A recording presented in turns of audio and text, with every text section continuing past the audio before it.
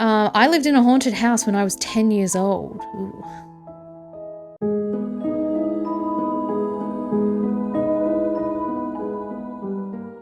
Hey everybody, my name's Clar, and today I'm going to be sharing some ghost stories from some of our followers. So sit back, get comfy, dim the lights if you feel like it, and enjoy the stories. So this story comes from Sarah, who wishes to remain anonymous and has changed all of the names. Okay, no worries, Sarah, your secret's safe with me and all of my followers. Let's get into the story. This happened a few years back, and it was a really stupid thing to do. One night I was hanging out with a few friends. Let's call them Emily, Jack, Michael, and Rachel. Mike was really into paranormal and thought it would be a fun idea to go to the local cemetery and do a Ouija board session. Like, this is already a terrible idea. Anyway, I was never into that stuff and thought that the Ouija board was just a game. Well, that's what I thought because they sell it as a game at the shops. Yeah, I know, it's a big mistake. It's not a game. Anyway, Rachel was really against it and a little scared. She said that, but the rest of us were keen to go. We were all really bored and thought it would make for a fun Friday night. Oh, God. Absolutely not. We walked from my house and reached the entrance of the cemetery. We found a spot near a large tree, placed the board on the ground and started to chant. Oh my God, Jesus. I would be too petrified to do this. We began to chant, "Is there anyone who wants to communicate with us?" I can already tell this is not going to be good. As our fingers touched the planchette, it began to move slowly. I thought it was and told Mike to stop moving it.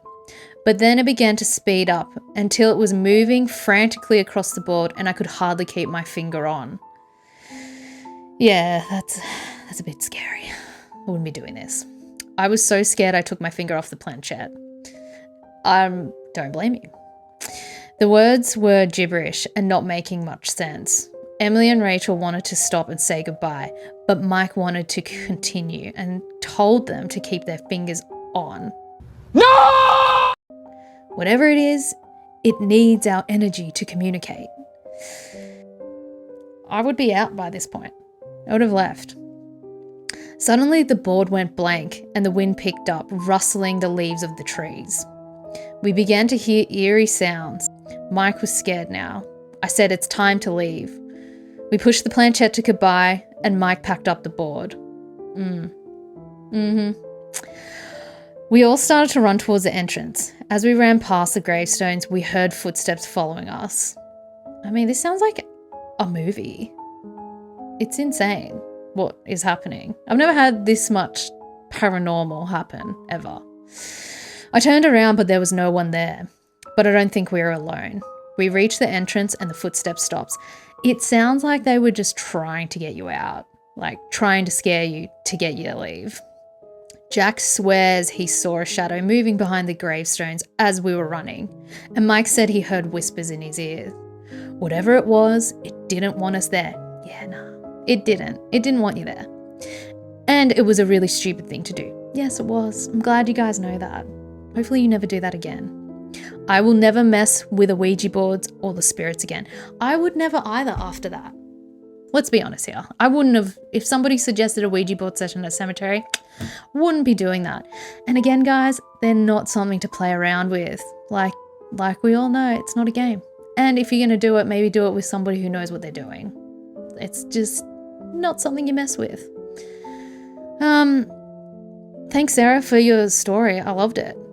I hope everybody's okay. I would love to know part 2. Like, is everybody okay? Did you guys, how are you guys after it? You guys all still friends? Let me know. Let me know if you feel like sharing. All right.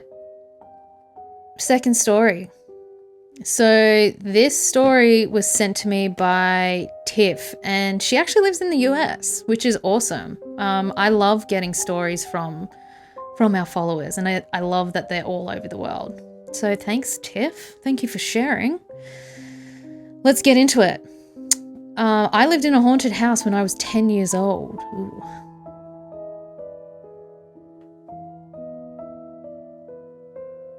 And we're going to cut it there because the light just flickered. I lived in a haunted house when I was 10 years old. It was a beautiful Victorian-styled house. When we moved in, everything seemed fine, but it quickly became clear that something wasn't quite right. I would hear strange noises in the early hours of the night, and objects would seem to move on their own. I mean, if that was happening to me, I would have been out of there straight away. My family tried to ignore these strange occurrences. My dad didn't believe what was going on, but my mum has always been very spiritual. She said she felt like they were not alone in the house. She told me in their room she could feel a presence, and she didn't think it was a friendly one.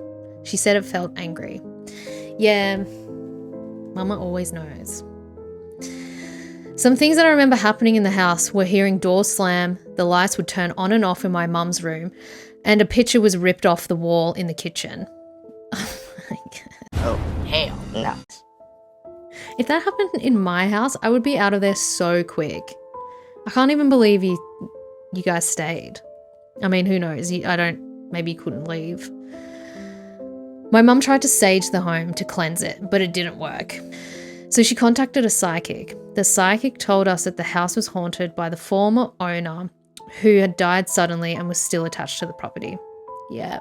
I can see that happening. A little bit scary. The psychic tried to communicate with the ghost, but it only seemed to make things worse. Oh, I'm so sorry. It's the worst when you try and get somebody in who's experienced and it just does nothing. Oh, gosh. Luckily, we're only renting the property. Oh, good. Good. Yay. I'm glad you're only renting it. Imagine if you owned it. My mum had had enough and we ended up moving out. We only lasted 6 months in the property. I mean, I can't even believe you lasted that long. 6 months is ages. I would have been out there that night when those things were happening. My mum said if we had to stay, we would have got a paranormal investigation team in to help. Yeah, that's probably a good idea. I'm not sure who lives in the house now, but I'm glad we don't anymore. I'm glad you don't anymore either. Like, that is just horrible. Thanks for your story, Tiff. Really appreciate it. Yeah, great story. I've never lived in a haunted house, and I don't think I would be able to.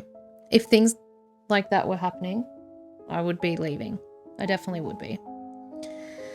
You know, we like good spirits, not ones that like to play games. Is there a part 2 to that? I want to know, you still walk by that house? And I wonder if the new owners are experiencing what you and your family experience. I wonder. Anyway, thanks for your story.